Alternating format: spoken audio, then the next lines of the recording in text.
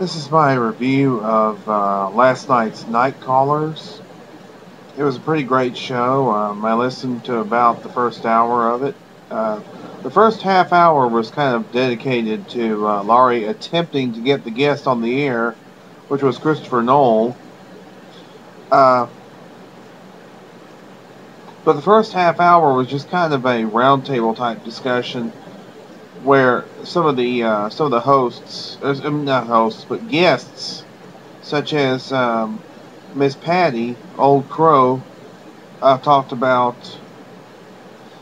some of the things that she experienced on the outing in Alabama a couple of weeks ago, as well as Pat Rance, who was also on the line. I think Winona was on the line also. Anyway, they talked about some of the things that happened on the outing in Alabama from a couple of weeks ago. Some of the happenings that occurred. When the guest finally came on, he discussed his investigations into what I call long-term interactions, or habituations, if you prefer.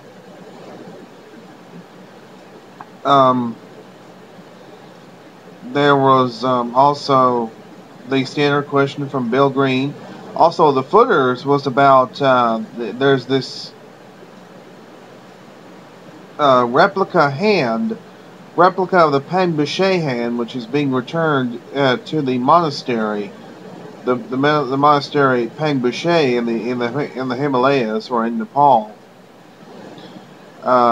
It's just a replica of the original hand. The original hand is missing. It was stolen in the 1990s from the monastery, or the temple. That was the footers segment. It was a really great footers segment, by the way. And then the Christopher talked about the experiences that he has investigated in various states, including Kentucky. He's also working in conjunction with Adrian Erickson a little bit, and they are sort of cooperating, working together. I called in and I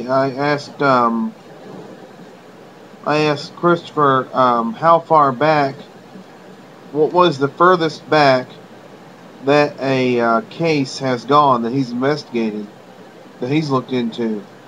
He said a 25-year period, and that was in Texas. That was 1985. So it was quite interesting.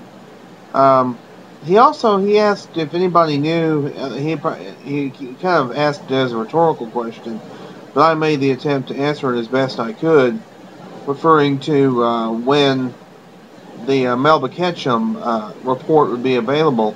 And I said it would probably be late spring, from what I read on the German language blog Sasquatch.com. And then I talked about the Sasquatch Summit, that I was going to be going there, of course, and that I would try and give a report from the road. And I also talked about the upcoming special that's coming up tonight, actually, on National Geographic Channel, called Hunt or Search for the Abominable Snowman, which will begin at 9 Eastern, 8 Central, on the National Geographic Channel. And it was a really great show. I really enjoyed it. I would give it 5 out of 5 stars. I'm not sure what Laurie, Lauren, Luke, and JB and Froggy have planned for next week. But I do know that on April 17th, they're going to have Bobby Short on. That'll be at 7 Eastern, 6 Central. Show next week will also be at 7 Eastern, 6 Central. www.blogtalkradio.com/nightcallers.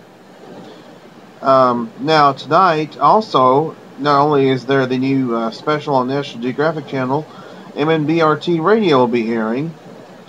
And Abe is beginning not only his birthday month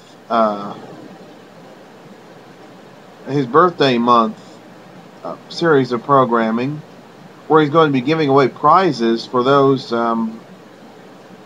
who answer trivia questions correctly. Also, it's Sasquatch Musicians Month.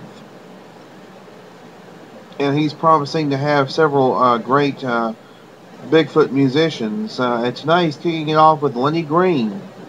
A lot of you know that Lenny Green's website is www.bigfootsong.com.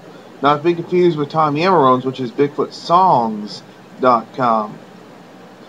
That'll begin at 9 Eastern, 8 Central, www.blogtalkradio.com/MNBRT.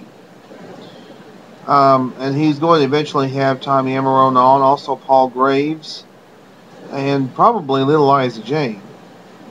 So, as always, we do encourage you to please tune in and support great research.